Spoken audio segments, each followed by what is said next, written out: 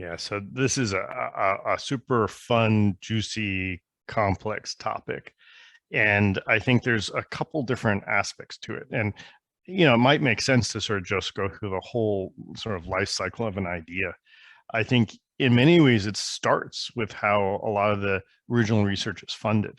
And there's great things that NSF and NIH does, but often the most ambitious, most crazy stuff, especially in tight funding environments, don't get funded.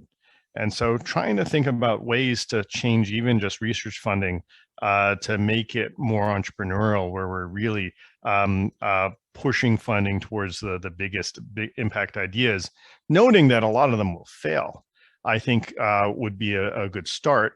But maybe to the real heart of your question, I think you're already at the point where this is already there, and there's even within the current system, there's so many things that come out of it. I think for that starting point, it's often really opaque for professors or for grad students to understand how to build a startup. Like, you don't go to some recruiting website and look for a job that says startup founder and you apply for that. There's no one, often there's not a sense for how to walk, who's going to walk you through that.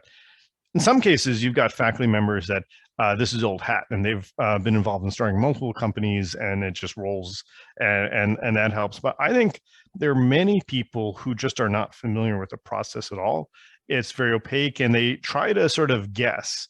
And, not surprisingly, a lot of those guesses might be ill-informed if they're just really just straight out guessing. And so it's one of the things we've been thinking a lot about is how to really try to help educate people for how that process works, what are the best practices there, and what to do. And, I think the bottom line that I think there's a lot of similarities between the two, but I think people tend to apply what they know. And there's some key differences between doing great work in academia and doing great work in a startup that catch people off guard.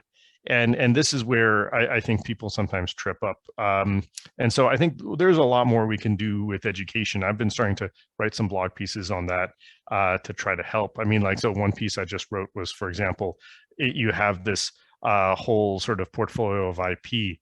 What do you do with it? Do you have end companies or do you have one company with that? When do you want to go leave academia versus stay in academia? These are things where, especially if you ask your other peers in academia, the ones who haven't left, they may not be the best ones to advise on it.